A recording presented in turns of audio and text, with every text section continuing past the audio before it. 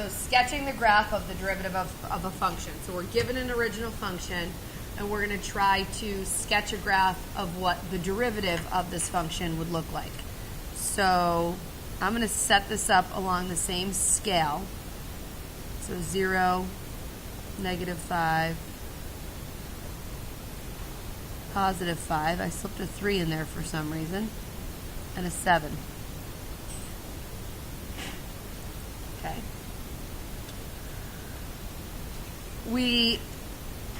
Let's just, and we don't have a y-axis, so it doesn't matter, but we know f of 0 is a positive number. But what is f prime of 0? What is the slope at that location? 0. That's a turnaround point. So if f prime of 0, like I said, f of 0 is some positive number, 0, 5. It's hard to say because our y-axis isn't scaled.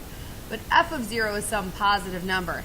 The slope, though, at 0 is 0. So over here on our f prime of x graph, we have the point 0, 0.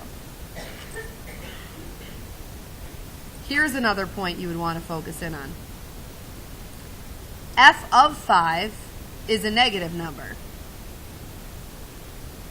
But f prime at 5, the slope at 5, is what, Nate? What's the slope right there? The slope? I think you're giving me f of 5 is approximately -1. You're giving me the function value at 5. But what is the slope there? Is it increasing or decreasing or neither? Neither. And a neither is a slope that equals 0. So f prime of 5 is 0. So over on your f prime graph, we're going to plot the point 5, 0. Now, what is it in between all of those? What is the slope in between all of those, positive or negative? Negative. So when we are connecting these two, where the slopes is 0, in between, we're in the negatives. It's never going to be possible to see like just how far into the negatives, but the entire time in between, this slope is decreasing. And a decreasing stretch on the original graph correlates to a negative stretch on the derivative graph. Does that make sense? And then after 5, an increasing stretch on the original function correlates to a positive stretch,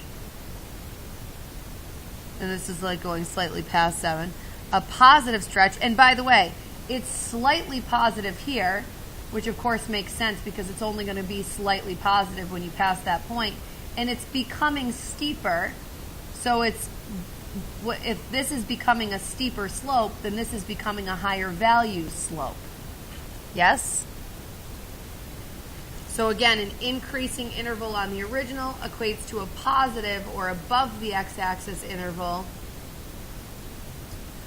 on the derivative. And then prior to 0, is this increasing or decreasing?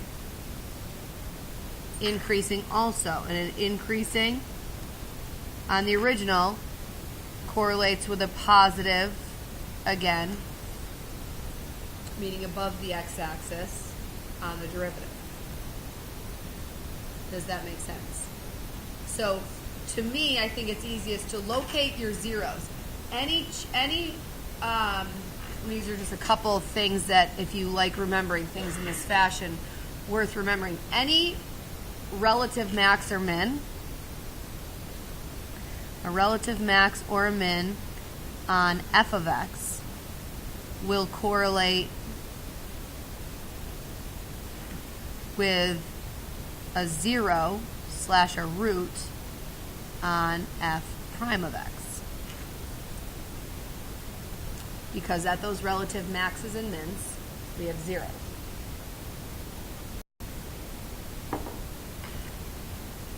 Any increasing interval on f of x will then lead us to a positive interval on f prime of x. And likewise with any decreasing.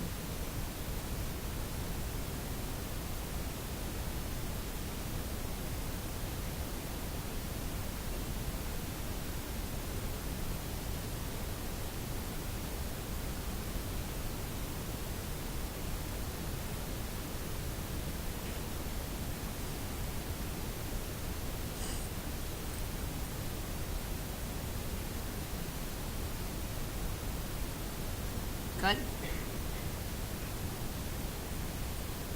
Okay, so here we are on this next one, where, again, I think it makes sense. Ooh.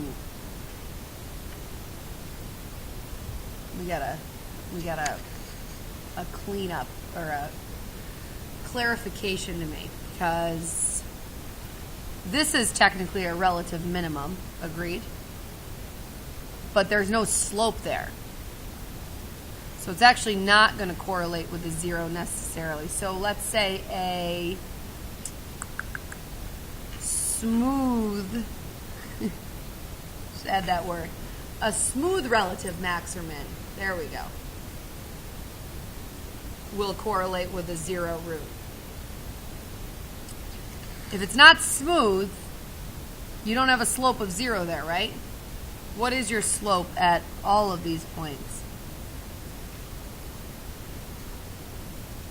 So f prime at -2, at -1, at 0, at 1. What is the slope at all these spots?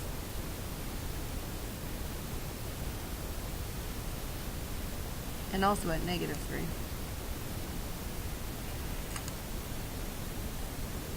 Does not exist.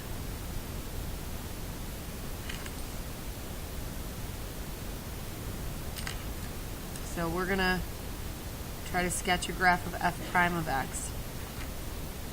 So at -3, and I'll do these same points, -1, -2, -3, and 0, 1, 2, 3.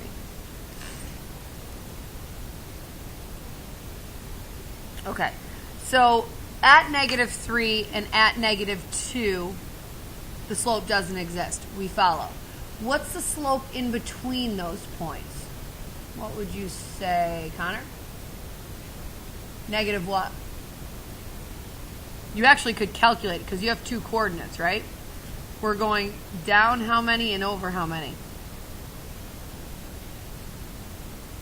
All right, so a -1 slope verbatim, right? And it's constantly -1. That's a little linear stretch right there. So there's a slope of -1. So between -3 and -2, the slope is consistently at the -1 level. And then what happens between -2 and -1? Bridget? In this stretch. +1 slope. So we jump. So between -2 and -1, we're at a +1 slope. And it's constantly a +1 slope because it's a linear stretch and lines have a constant slope. And then between -1 and 0, we flip back down to a -1 slope, and we just get this progression back and forth between 1 and -1.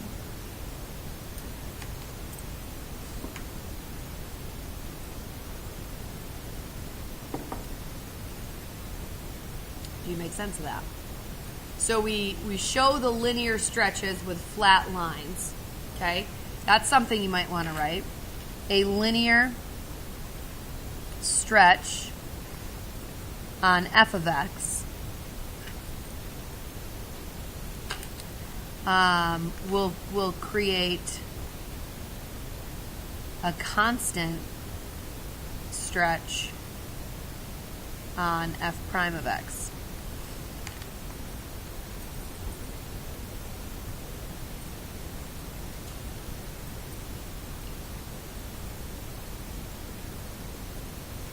So it shows those constant stretches, those linear stretches, but it also shows the derivative being undefined at those corner points because, again, it's not smooth, so it's making a significant jump. It's not a natural continuous progression. It's not transferring from a -1 slope to a +1 slope smoothly. It's just a rough transition, and therefore it correlates to a jump in our derivative graph. Good? Okay. And then here we're going to go backwards.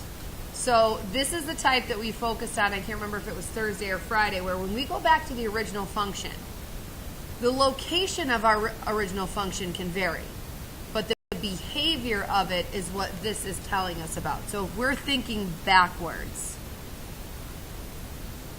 at 2, 6, and 10.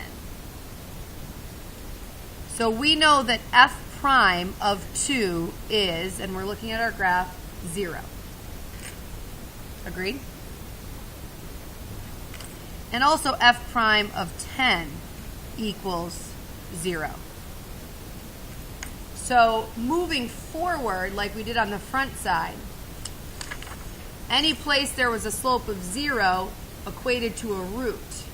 Well, going backwards, any roots at 0 and 5 on your derivative are going to correlate with relative maxes and relative mins, or places where the slope is 0 on your original. Okay? And in between these two, it was negative. So when we connect that relative max and min, we know that the graph needed to be decreasing from one to the other. So if I go over here, I know that between 2 and 10, what is my original graph doing? Increasing or decreasing?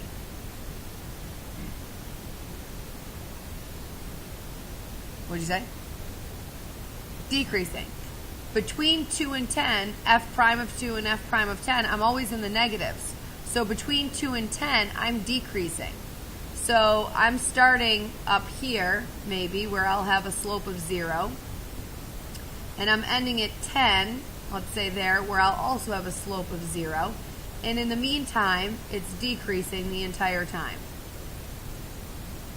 Now, I didn't spread those out, so it's not showing very well. And so the fact that this derivative has a relative min there means that it's decreasing at the fastest rate at 6. And kind of like a sine-cosine graph, like halfway in between, it's decreasing here, but not very much. And then when you get to the middle there, it's decreasing the most that it's going to in that stretch before it starts evening out again. Still decreasing the entire time, but decreasing more at 6 than it is slightly prior or slightly after. That's why that's a deeper negative than here and here. Okay? After 10, my derivative is positive. So after 10, my original slope is doing what? If the derivative is positive, that means the actual function is increasing. Derivative being in the positives means slope is in the positive. Slope is in the positive means increasing. And prior to 2, the derivative is in the negatives, which means the slope of my original function is in the negatives, which means the original function is decreasing, which kind of causes that situation. The original function has to be decreasing here because the slope is in the negatives. So it's decreasing. It must be sort of a wiggle through 2. So we do hit a slope of 0, but it's decreasing prior and it's decreasing after. So if you're decreasing into a 0 slope and still decreasing afterwards, that is indicative of a wiggle. Okie doke?